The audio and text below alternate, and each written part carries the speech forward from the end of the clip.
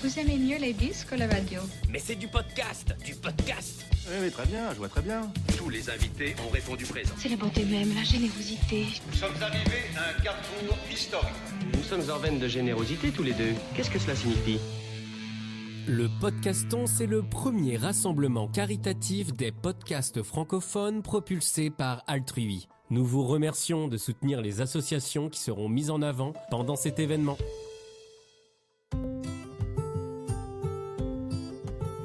Bonjour, je suis Sébastien et je vous souhaite la bienvenue sur Santé et Sécurité, le podcast, dans ce nouvel épisode de notre Podcaston 2024 consacré à la Fondation des Amis de l'Atelier.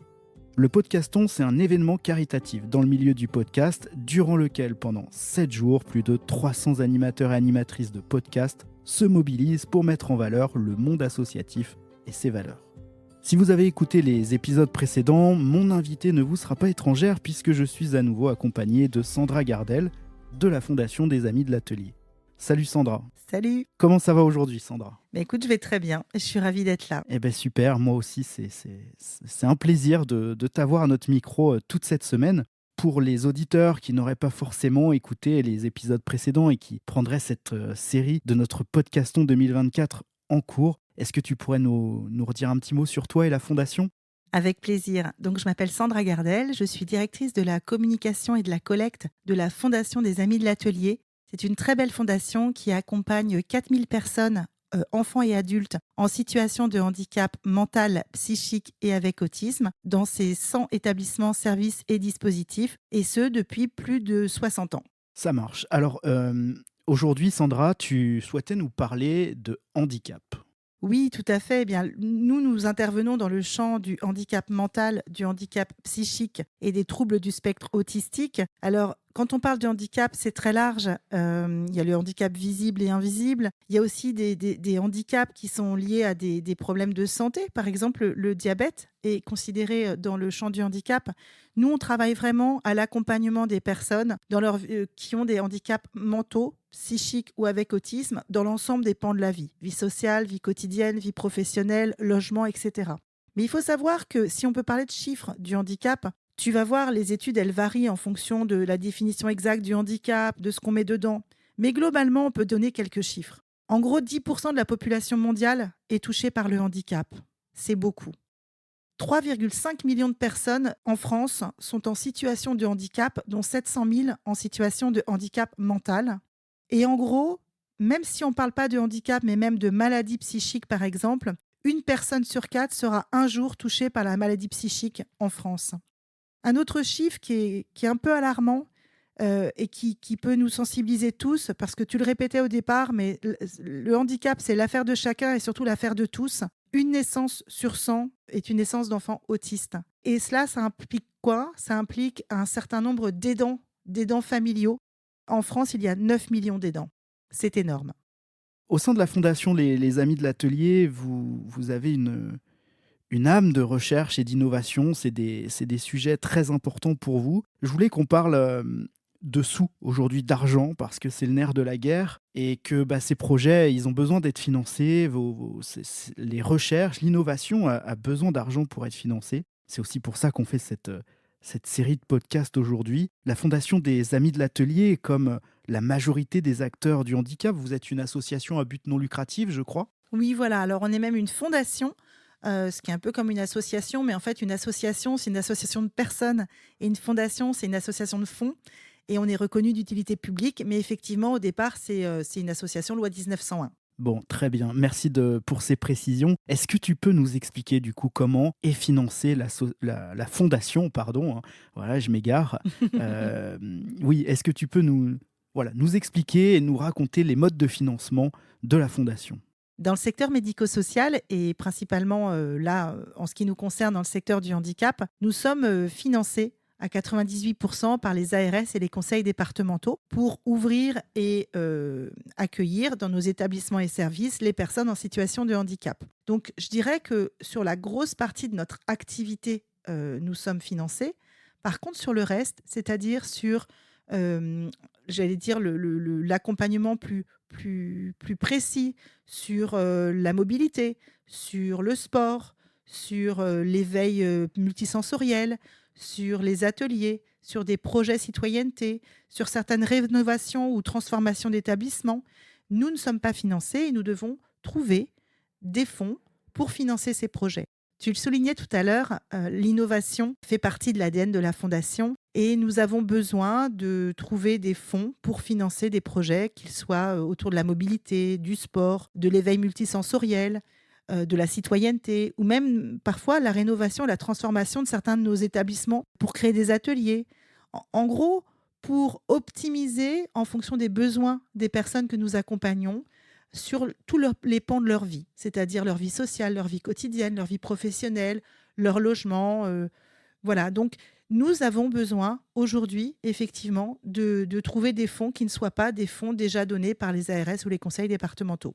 D'accord. Et alors, de quel type de fonds, comment on peut vous apporter des fonds, hormis un simple don évidemment, aujourd'hui, on est sur le Podcaston 2024 et je le rappelle, l'objectif du Podcaston, c'est de solliciter la générosité des auditeurs. Mais est-ce que c'est le seul vecteur de financement que vous avez sur la Fondation ? Alors là, je vais m'adresser aux auditeurs du Podcaston. En fait, vous pouvez nous soutenir sous 2 aspects. À titre personnel, vous pouvez faire effectivement des dons. Et là, je vous invite à aller sur notre site www.fondation-amidelatelier.org et également sur le site du Podcaston. Et si vous êtes, on va dire, plus avec votre casquette de professionnel, vous pouvez tout à fait vous tourner vers votre entreprise pour savoir, en gros, quels sont les axes et les projets soutenus par votre entreprise pour du mécénat. En fait, le mécénat, c'est un axe important pour lever des fonds sur des projets en particulier. Et nous en discutions tout à l'heure, Sébastien. En fait, il y a différentes formes de mécénat. Il y a le mécénat financier, le mécénat en nature, le mécénat de compétences. Et puis, il y a différents modes opératoires pour avoir du mécénat. C'est-à-dire que nous, déjà, c'est de faire connaître notre fondation auprès des entreprises, pour qu'elles nous connaissent, pour qu'elles puissent comprendre quelles sont nos missions et ce que nous faisons concrètement. C'est aussi leur faire part de nos projets. Et puis, si les entreprises ont envie de nous soutenir, ou alors si c'est bien dans leurs axes de mécénat, là, alors commence un travail en commun, de collaboration, voire de réponse à appel à projet. Et globalement, depuis 5 ans que nous avons commencé cette démarche de mécénat, nous avons des liens forts avec les mécènes avec lesquels nous travaillons, parce que c'est vraiment un travail de fond. C'est-à-dire que ce n'est pas juste un chèque en blanc que nous signent les mécènes, mais bien un projet coporté et surtout où nous rendons des comptes, où nous expliquons, où nous invitons aussi nos mécènes, même avant qu'ils deviennent mécènes, à venir dans nos établissements et services pour comprendre ce que l'on fait. Et ça, c'est un appel, on va dire, plus général. Nos portes sont relativement ouvertes. Je dis relativement parce qu'on ne peut pas ouvrir les portes de tous les établissements quand c'est des lieux de vie. Mais sachez, et ça nous le faisons avec beaucoup de journalistes, en fait, nous sommes fiers de ce que nous faisons. Nous sommes fiers de l'accompagnement que nous proposons. Et l'idée, c'est de faire connaître qui on est, ce qu'on fait et comment on le fait. Donc ça, c'est, je dirais, sur les dons grand public et le mécénat, eh bien, ce sont des axes forts et des moyens de lever des fonds, on va dire, assez classiques, somme toute, mais assez récents dans le secteur médico-social. Et puis, il y a un 3e axe, et là, je fais encore appel à votre casquette, chers auditeurs de professionnels, c'est la taxe d'apprentissage. La taxe d'apprentissage, toute entreprise doit la payer, mais vous avez le don, le super pouvoir de l'orienter et de pouvoir la flécher sur le handicap, la cause du handicap. Il se trouve que nous avons 8 ESAT, établissements et services d'aide par le travail, qui est 2 IME, instituts médico-éducatifs pour le secteur enfance, qui peuvent bénéficier de la collecte de cette taxe d'apprentissage. Donc si demain, vous, en tant que salarié, patron ou même libéral, vous payez la taxe d'apprentissage ou vous connaissez la personne qui la paye, vous avez le moyen d'aller sur le site Soltea à partir du mois de mai pour rechercher nos différents ESAT et pouvoir affecter votre taxe d'apprentissage. Si vous avez une question, un souci, vous pouvez aussi nous contacter et nous envoyer un petit mail sur l'adresse taxe@amidelatelier.org, fondation-amidelatelier.org, et nous vous aiderons à cela. Mais voilà, c'est assez simple, c'est de l'information, c'est juste de la demande, ça ne vous coûtera pas plus cher. Et nous, ça nous permettra de payer des ateliers, de la formation, du matériel informatique, des permis de conduire, du matériel pédagogique etc., etc., pour nos travailleurs d'ESAT et pour les enfants que nous accompagnons en IME. D'accord, merci Sandra. Donc, en fait, si je comprends bien, chaque entreprise, les professionnels libéraux, payent une taxe d'apprentissage. Ils ont la possibilité ou pas de la flécher pour une cause ou une structure. S'ils ne le font pas, il se passe quoi avec cette taxe d'apprentissage ? La taxe d'apprentissage, si elle n'est pas fléchée, va être collectée dans un pot commun et redistribuée ensuite en fonction du bon vouloir, je dirais, et des politiques en cours. Voilà. Alors, c'est même au-delà de... Tu parlais de flécher sur une cause. En fait, c'est vraiment fléché sur des organismes formateurs. Et à cause du handicap, je dirais que ce sont principalement les ESAT et les IME qui sont bénéficiaires. Ok, alors pour reformuler, Sandra, si j'ai bien compris, la taxe d'apprentissage, chaque entreprise la paye quoi qu'il arrive. Et en fait, le fait d'aller la flécher vers une structure comme un ESAT de la Fondation des Amis de l'Atelier ou un IME, eh bien, c'est finalement faire une bonne cause et permettre à une structure comme la vôtre de pouvoir développer des projets pour accompagner encore mieux les personnes en situation de handicap. Et ça ne coûte absolument rien à l'entreprise, si ce n'est que d'aller sur un site internet et d'indiquer son souhait d'affecter leur taxe d'apprentissage. Exactement. En gros, on donne la possibilité à toutes les entreprises, quelle que soit leur taille, d'avoir une baguette magique pour donner du sens à leur taxe d'apprentissage. On ne pouvait pas dire mieux.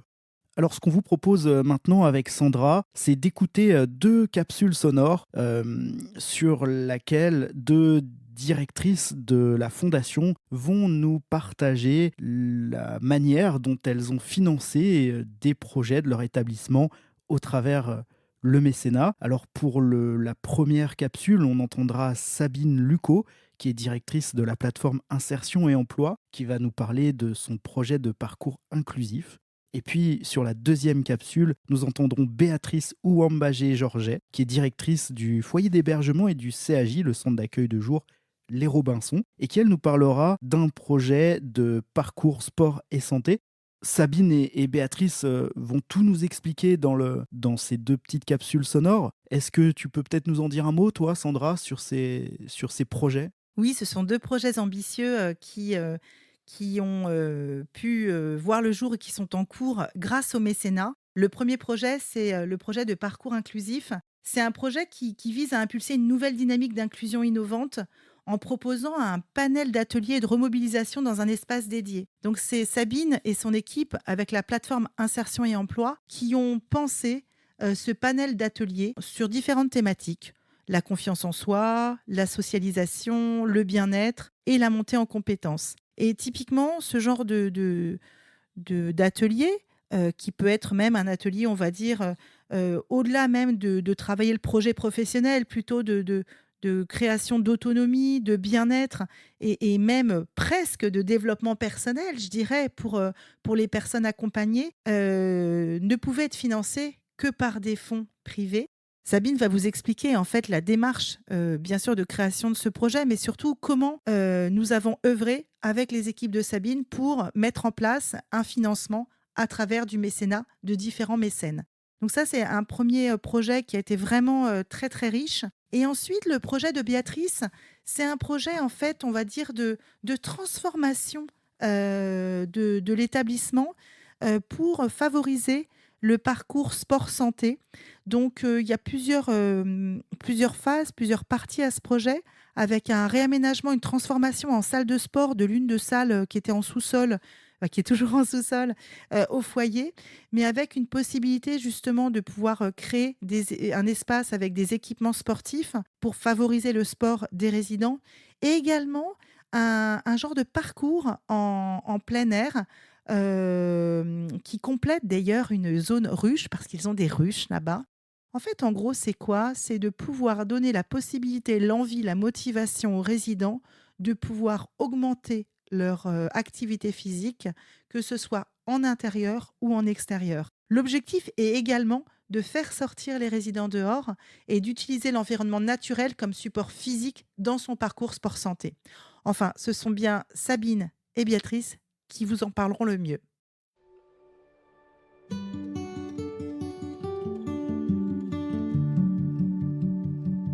Bonjour, je m'appelle Sabine Lucot, je suis directrice de la plateforme Insertion et Emploi. Notre mission au sein de la plateforme Insertion et Emploi, c'est d'accompagner des personnes qui souffrent de troubles psychiques vers et dans l'emploi. Donc on peut à la fois les accompagner à la recherche d'un emploi, mais également aider des salariés d'entreprise en difficulté sur leur poste. Et notre seconde mission, c'est d'accompagner également les entreprises et les employeurs dans le recrutement de personnes en situation de handicap, mais également dans l'accompagnement en maintien en emploi des salariés en difficulté. Nous accompagnons aujourd'hui 240 personnes sur 3 départements d'Île-de-France, l'Essonne, les Hauts-de-Seine et le Val-de-Marne. Et nous avons sur cette population à peu près 60% de personnes qui sont en emploi et que nous accompagnons au quotidien dans leur parcours professionnel. La force du dispositif que nous portons sur les 3 départements, c'est justement l'accompagnement tripartite à la fois du salarié, de l'employeur, du tuteur ou du manager en entreprise pour co-construire la collaboration et faire en sorte que chacun puisse s'épanouir dans cette collaboration. Donc nous accompagnons les entreprises dans leur processus de recrutement, mais également sur les aménagements de postes nécessaires à la personne et également dans l'évolution de la carrière professionnelle de la personne au sein de l'entreprise.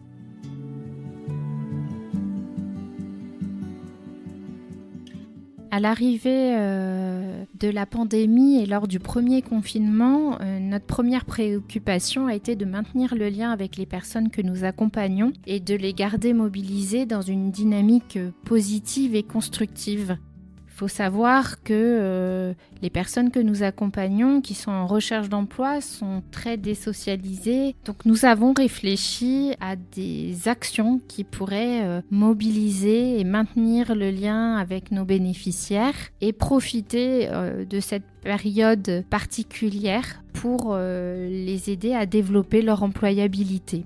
Et dans le public que nous accompagnons, il y a 4, axes sur lesquels nous souhaitons travailler avec les personnes. C'est leur mobilité, leur autonomie, leur confiance en eux et puis la partie gestion des émotions, du stress. Et donc nous avons construit un parcours inclusif qui est un panel d'ateliers pour développer son autonomie. Donc nous avons par exemple imaginé des ateliers informatique pour apprendre à gérer une boîte mail, des ateliers de mobilité, participer à des sorties culturelles en organisant le trajet, les horaires, la date, la planification. L'axe confiance en soi, on a imaginé donc des ateliers basés sur une approche de la sophrologie ou de la relaxation pour apprendre à gérer ses émotions et à prendre confiance en soi. On a imaginé également des ateliers de relooking, on a imaginé des ateliers de théâtre, tout ça avec l'objectif vraiment de développer l'employabilité, de se servir de cette période un peu particulière pour vraiment développer des compétences savoir-être pour augmenter leurs chances d'opportunités professionnelles. Nous avons donc construit tout un parcours d'ateliers, donc de gestion des émotions, d'informatique, d'image de soi, de sport, de théâtre, de nutrition, de sorties culturelles. Seulement, nous n'avions pas de budget pour financer ce parcours et ces ateliers. Et c'est ainsi que nous nous sommes tournés vers le mécénat, tout simplement.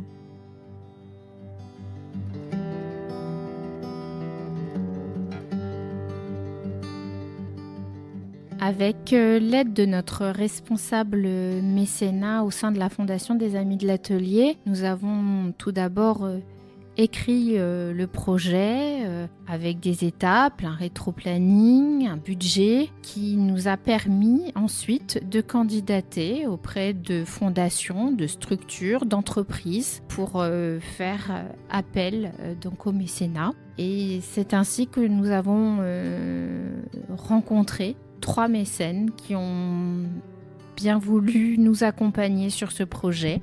Malakoff Humanis, Transdev et la Caisse d'épargne qui ont adhéré de suite à ce projet et ont participé donc à son financement.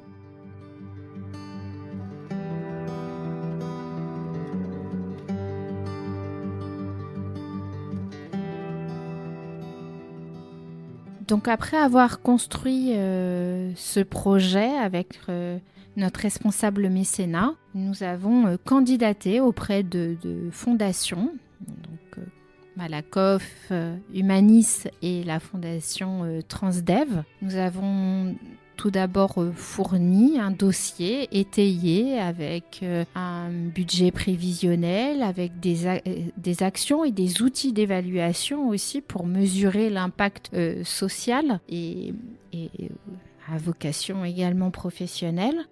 Après avoir été retenus, nous avons dû soutenir auprès des commissions d'attribution notre dossier et nous avons pu répondre donc aux différentes questions, interrogations des mécènes. Et après l'attribution de la subvention de la part des mécènes, nous avons régulièrement réalisé des soutenances pour leur rendre compte de l'impact et des bénéfices du parcours et des différents ateliers sur les bénéficiaires.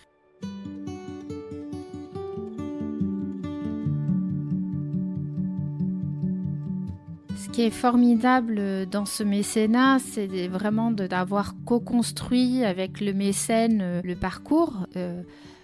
Puisque au-delà du financement, le mécène demande vraiment une analyse poussée de l'impact du projet. Et nous, ça nous a quelque part obligés au démarrage de construire des outils d'évaluation pour pouvoir réaliser des statistiques. Et ça nous a permis vraiment de mesurer tous les bénéfices pour les personnes que nous accompagnons. Donc, chose qu'on nous n'aurions peut-être pas réalisée au démarrage.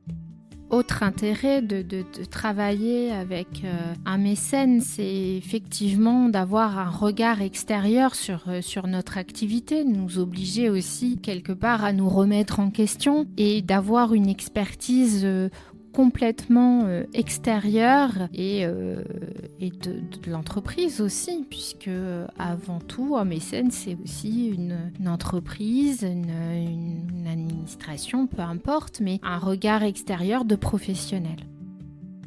Bien sûr, pour les mécènes également, il y a des bénéfices et un véritable impact sur le collectif de travail. On constate qu'une entreprise qui s'engage sur des actions à forte valeur ajoutée sur la RSE ou sur le handicap va permettre vraiment au collectif de travail à se sentir plus à l'aise pour dévoiler une situation de handicap ou des difficultés rencontrées dans le poste ou dans sa carrière professionnelle.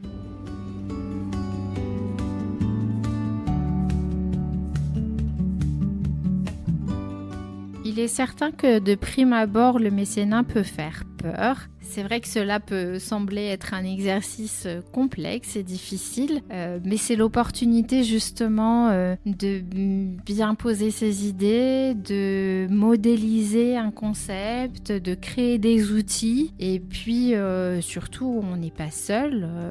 Nous avons été accompagnés par la responsable mécénat au sein de la fondation qui nous a énormément aidés. Et puis, c'est toujours l'opportunité de développer des compétences et de se remettre en question et de mettre en lumière aussi peut-être des axes de travail et de progrès que nous pouvions avoir. Donc, je dirais que c'est pas simple de prime abord, mais c'est une formidable expérience qui nous invite à nous re-questionner sur nos pratiques, notre façon de travailler, de nous organiser. Et pour nous, en tout cas, ça a été l'opportunité de nous structurer, de nous outiller et surtout d'évaluer l'impact de nos actions de manière générale, puisque nous avons repris des outils d'évaluation pour nos accompagnements au quotidien et puis même sur la trame du projet. Ça a inspiré de nouveaux projets. Donc vraiment, j'inviterais effectivement tout le monde à se lancer dans le mécénat. Avant tout, c'est aussi des rencontres qui permettent des échanges très riches et puis surtout avec des prismes différents, des professionnels de secteurs et d'environnements très différents qui nous obligent à nous remettre en question et surtout à nous mettre à jour sur les différents secteurs d'activité puisque nous accompagnons dans l'insertion professionnelle. Donc, il est essentiel pour nous d'être au fait de l'évolution de l'entreprise aujourd'hui et des différents bassins d'emploi et difficultés des entreprises et des employeurs, aussi bien à recruter qu'à fédérer un collectif de travail. Donc je ne peux qu'encourager, même si effectivement ça demande de la réflexion, de l'organisation, de la modélisation, un peu d'idées, mais c'est que des bénéfices aussi bien pour les équipes, mais également et surtout pour les personnes que nous accompagnons. Ça a été vraiment une formidable aventure et beaucoup de rencontres.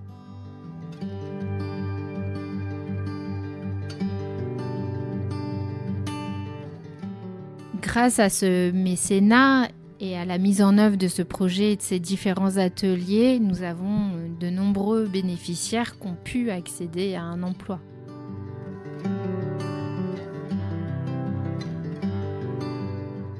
Pour mon équipe, ça a été une formidable expérience également qui a reposé sur 2 axes. La réactivité, parce qu'il fallait faire vite. Le contexte était très particulier et l'enjeu pour nous était vraiment de garder mobilisées les personnes qu'on accompagnait. Donc il y avait urgence de mettre en place ce projet. Donc premier axe, c'était d'être très réactif et d'être dans une temporalité plus proche de l'entreprise. Et puis le deuxième axe, c'était de faire preuve de créativité et de responsabilisation. Et ce sont 2 axes qui constituent aujourd'hui notre ADN au sein du service, où on est très réactif et très créatif. Et ça permet à mon équipe de jamais s'ennuyer et de toujours créer et construire leur accompagnement sur mesure, en trouvant des solutions sur mesure. On dit souvent qu'on fait du cousu main, aussi bien pour les personnes qu'on accompagne que pour les entreprises, et de répondre parfaitement aux besoins et aux attendus des personnes et des entreprises que l'on accompagne.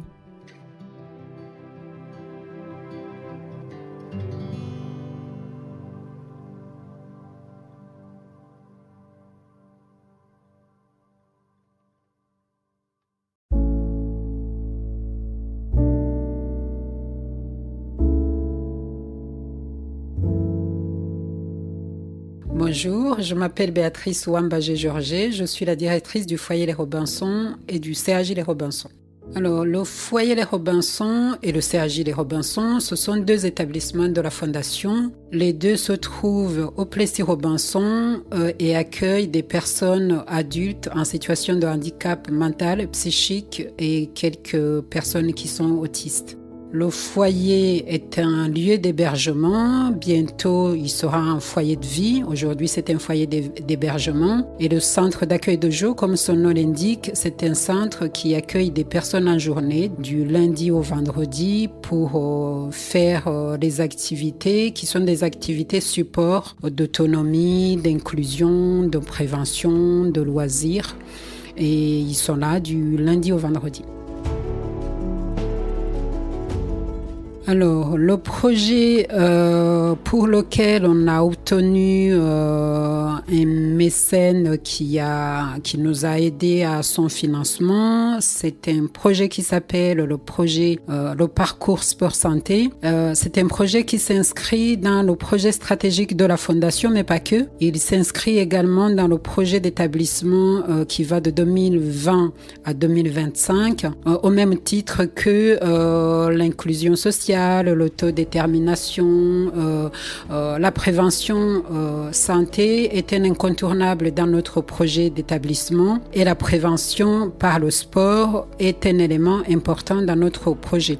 Donc, par ce projet, nous voulons mettre en place un parcours sport-santé qui part de l'intérieur vers l'extérieur, où on va créer des espaces de fitness intérieur, mais aussi de fitness extérieur, en utilisant, en mettant bien sûr les équipements nécessaires pour faire du sport, mais aussi en utilisant tout l'environnement naturel pour faire les exercices et l'activité physique.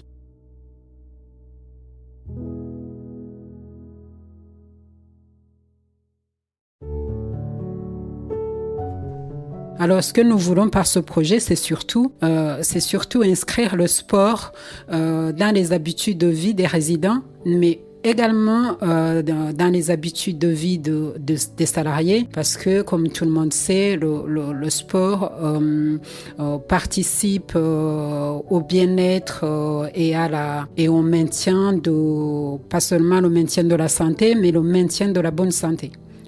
Santé physique, mais aussi santé psychique, mentale.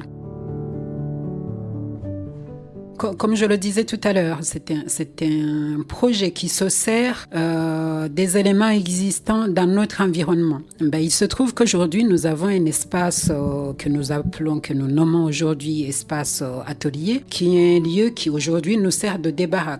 Clairement, il ne nous sert pas à grand-chose. On va le transformer en une salle de sport dans laquelle on va venir installer tous les équipements sportifs que l'on connaît, les vélos elliptiques, les rameurs, les tapis pour courir, tout ce qu'on peut rencontrer dans n'importe quelle salle de sport. On va essayer de le mettre dans notre salle de manière à ce que et les résidents et les salariés ils aient un espace de proximité qui fait que qu'il pleuve, qu'il vente, on va pouvoir faire de manière régulière l'activité physique sur l'établissement. Donc là, on part de cet espace atelier qui est au sous-sol de notre foyer. On va se diriger vers une petite salle qui est au rez-de-jardin sur le foyer, mais qui donne sur le CAJ. Cette petite salle, on a déjà commencé et on va continuer à l'aménager en espace de bien-être et relaxation. Et lorsqu'on quitte cette petite salle, on va directement dans la cour du CAJ où aujourd'hui on a une espèce de panier de basket qui nous sert plus de déco qu'autre chose. Et là, on va venir transformer cet espace-là en vrai mini-terrain de basket, ce qui fait que quand les résidents sont en pause avec leurs éducateurs, ils peuvent s'essayer à jouer du basket, mais aussi à aller sur des équipements qu'on va installer, qui sont des équipements de mobilisation, de remobilisation, de renforcement.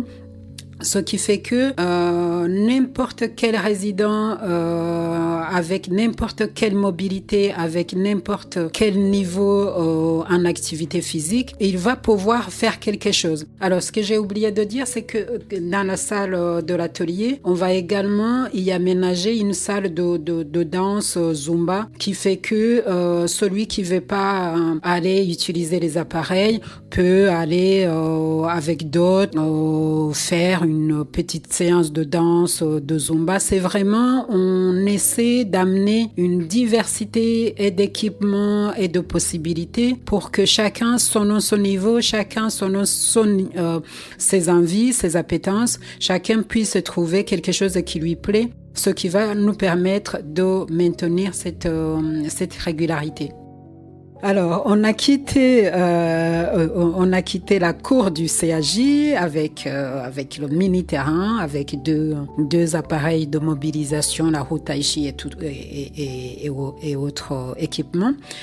On va aller dans l'espace ruche. Pourquoi l'espace ruche? Tout simplement parce qu'aujourd'hui, on a un espace où où il y a des ruches, où on fait du miel. Le miel du Robinson, c'est aussi une curiosité à voir.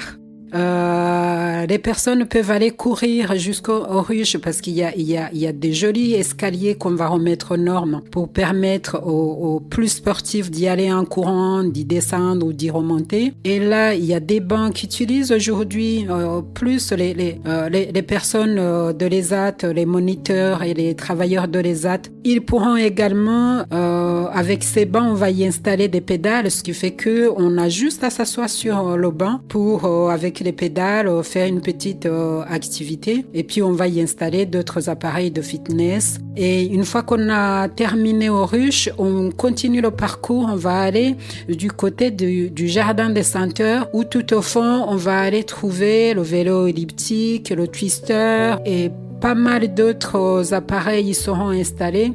Ce qui permet, comme je le disais tout à l'heure, une diversité d'appareils, une diversité de possibilités qui fait que, en fait, il y aura plus de prétexte de ne pas faire l'activité physique sur l'établissement. Parce que chacun va pouvoir trouver ce qui lui plaît, ce qu'il aime faire. Alors, ce que je n'ai pas dit aussi, c'est que on veut avec ce projet amener les résidents à être les experts de ce parcours-là, les experts de ces appareils, et ce qui fait que quand quelqu'un viendra pour la première fois essayer un appareil, il peut faire appel à l'expertise du résident pour lui montrer. Ça aussi, c'est quand même c'est pas rien parce que ça positionne le résident différemment d'une position de celui qui est généralement aidé, celui qui est accompagné. Il va être dans une position de celui qui accompagne et de celui qui aide l'autre. Et ça, c'est pas rien.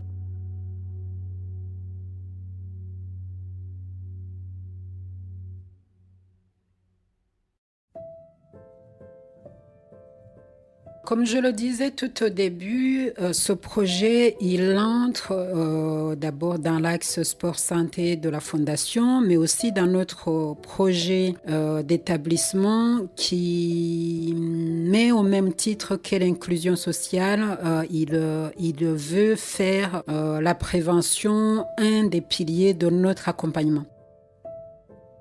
Alors, ce projet, c'est un projet qu'on a depuis très très longtemps, un projet qui nous tient à cœur, qu'on a essayé de mettre en place par les petits moyens dont on disposait. Je vous disais tout à l'heure qu'on est un établissement sportif parce que par tous les moyens, on essaie de faire du sport comme on peut. Mais pour pouvoir mettre en place ce projet dans les bonnes conditions, en toute sécurité, dans le respect des normes, on a fait appel aux mécènes. On a pu avoir le financement d'un gros mécène Malakoff Humanis, mais aussi des dons des particuliers à qui on a parlé du projet. Et c'est clairement grâce à ces mécènes-là qu'on va pouvoir le mettre en place vraiment dans des conditions les plus optimales.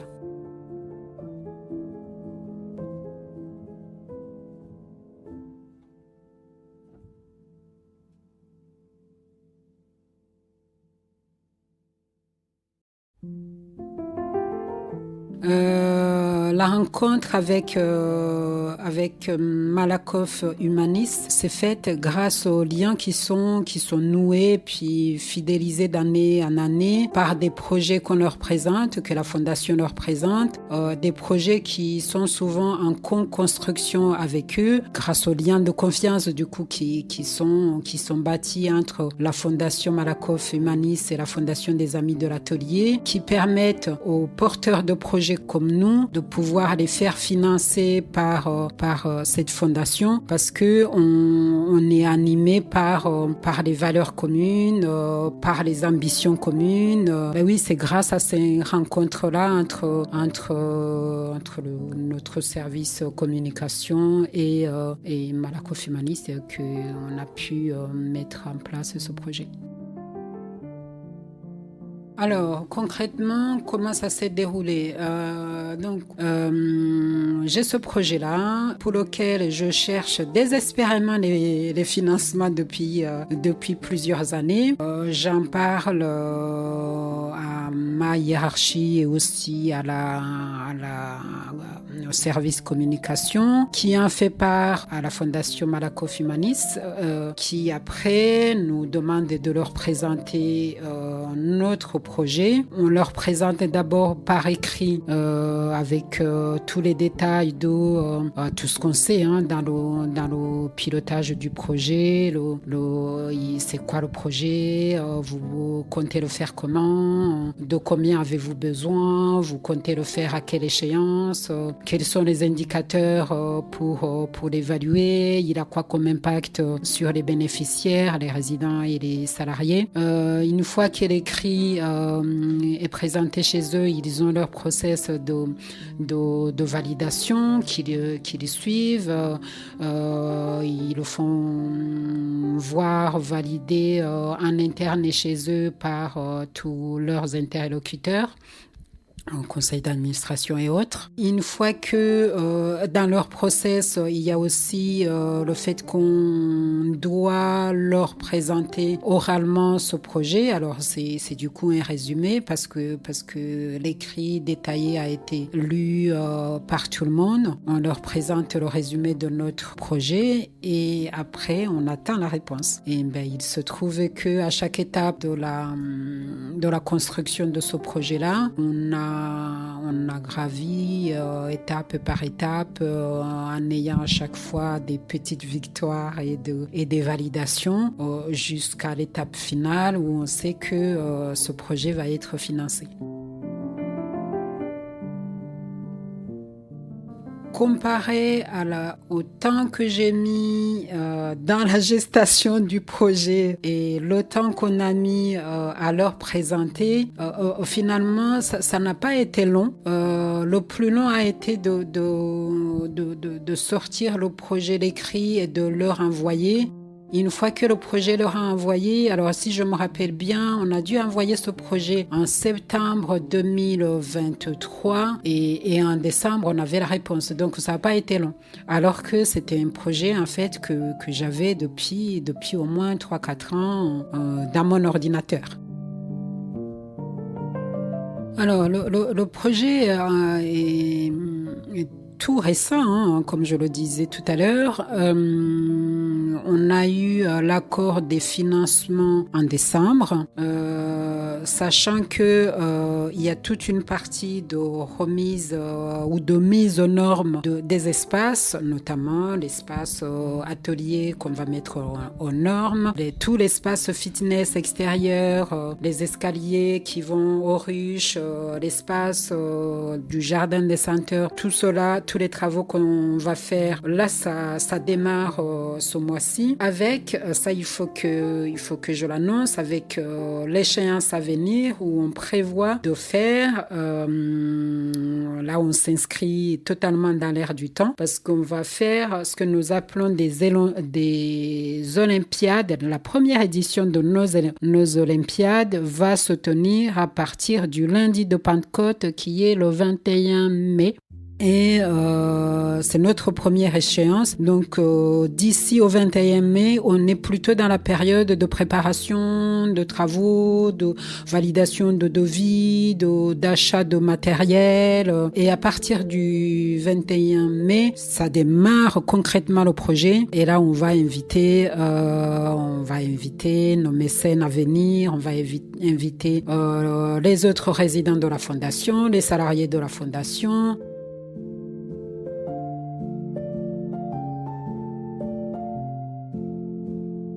Comme je le disais tout à l'heure, en fait, il il faut se dire que le foyer Les Robinson, le CAJ Les Robinson, c'est une terre de sport. Donc on a pas mal de sportifs, sportifs entre guillemets bien sûr, de sportifs sur l'établissement, sur le foyer, sur le CAJ. On a beaucoup d'éducateurs qui s'intéressent à l'activité physique. On a 2 éducatrices qui n'arrêtent pas d'accompagner les personnes pour aller faire la course ou la marche. D'ailleurs, pas que 2 éducatrices. Là, maintenant, en y réfléchissant, c'est pas que 2. Je vois 4, 5 éducatrices. On a un éducateur sportif, pareil, qui accompagne un peu partout les résidents, que ce soit pour aller voir les matchs, que ce soit pour aller faire les matchs, que ce soit pour aller s'essayer au projet dont je parlais tout à l'heure avec le Racing 92, aller s'essayer au rugby et monter un club de rugby pour les personnes en situation de handicap. Donc, on est une terre de sport. Ce qui fait que quand j'ai parlé de monter ce projet Parcours Sport Santé, je ne me suis jamais sentie seule, mais parce que ça parle à tout le monde, y compris aux professionnels qui ne pratiquent pas le sport. Même à eux, ça leur parle. Et le fait de pouvoir amener des installations intéressantes sur l'établissement, c'est quelque chose qui a pris tout de suite. Et dans ce projet aussi, on a été accompagné, soutenu par, comme je disais tout à l'heure, par le service com de la Fondation, mais aussi par la médecin, la directrice médicale de la Fondation. Oui, c'est un projet, je ne le porte pas seul ce projet, heureusement. On a eu à poser des questions à certains résidents sur ce qu'ils aimeraient comme équipement.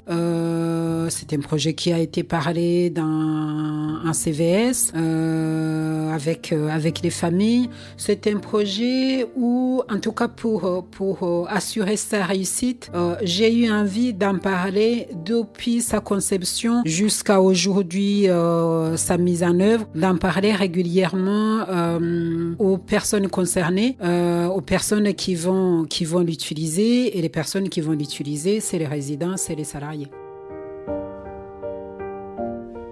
Le fait de solliciter, d'être dans la démarche de solliciter un mécène, c'est une démarche qui est hyper intéressante si on veut sortir un peu des sentiers battus, si on veut sortir de ce qui est classiquement financé par nos financeurs, nos tutelles. Si on est un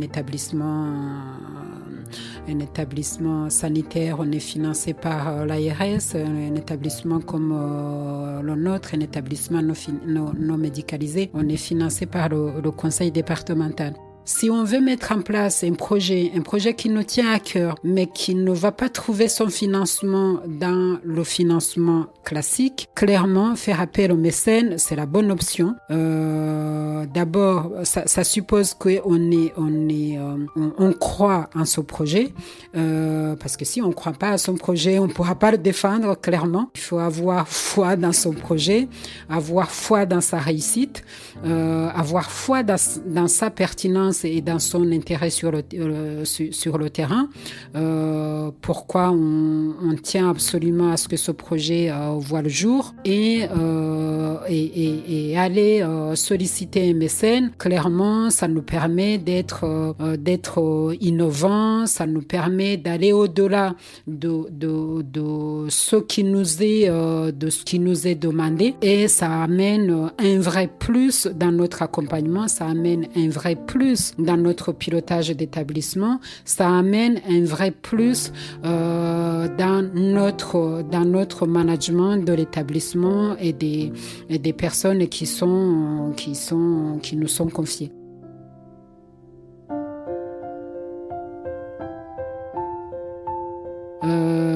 Moi, je conseillerais vraiment à mes collègues, s'ils ont des projets pour lesquels ils pensent qu'ils peuvent pas les réaliser avec les seuls financements de l'État ou ou des conseils départementaux, oui, de se rapprocher de la com et puis de voir dans quelle mesure ces projets peuvent voir le jour avec des financements autres. C'est clairement, ça nous permet, comme on dit de manière assez familière, ça nous permet de mettre le beurre dans les épinards.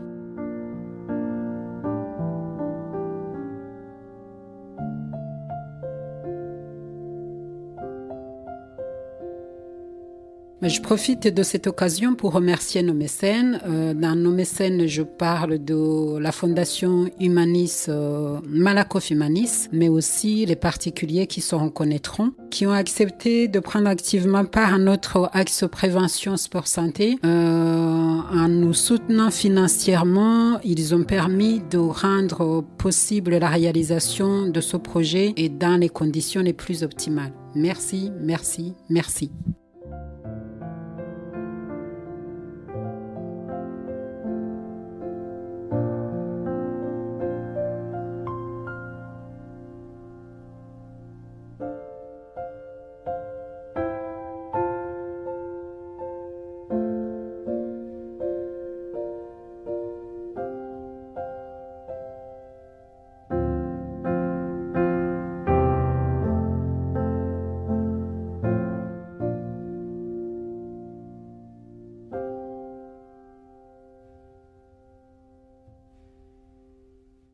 Eh bien, on remercie Sabine et Béatrice d'avoir pris de leur temps pour nous expliquer le financement de leur projet sur leurs 2 établissements.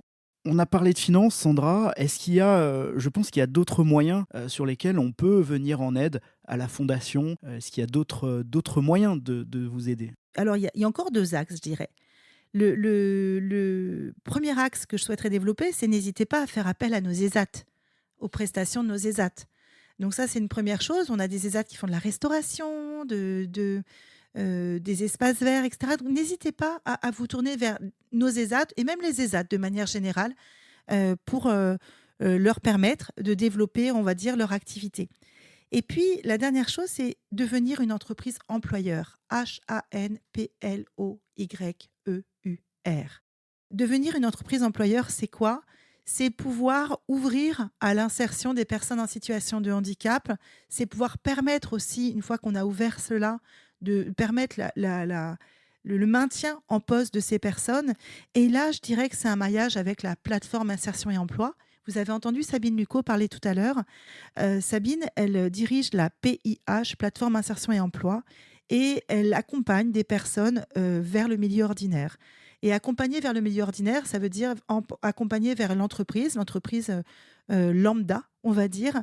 Et pour cela, mais il y a besoin effectivement d'avoir des entreprises qui ouvrent les portes et qui ont envie d'avancer sur cette thématique. Et le premier pas qu'on propose, nous, pour faire un pont entre les personnes en situation de handicap et les entreprises, c'est de participer bien sûr au Duoday, qui a lieu une fois par an et qui n'est pas du tout propre à la Fondation, mais nous, on y participe activement, avec chaque année quasiment une centaine de duos, mais de participer au Duo 2. Duo 2, c'est le match retour du Duoday qu'on organise dans nos 8 ESAT. Et ça permet effectivement aux salariés de l'entreprise de pouvoir passer une journée en binôme avec un travailleur en ESAT.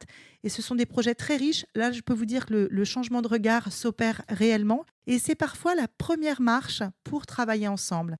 La deuxième marche pour travailler ensemble, c'est après, effectivement, dès lors qu'on peut proposer, par exemple, des stages, des stages d'observation ou même parfois des CDD aux personnes qu'on accompagne, avec bien sûr le maillage de la plateforme Insertion et Emploi qui permet l'adaptation au poste de travail et également le maintien sur le poste. Ça permet de montrer qu'on peut travailler ensemble et que l'inclusion et l'insertion ne sont pas que des mots, mais peuvent vraiment devenir une réalité.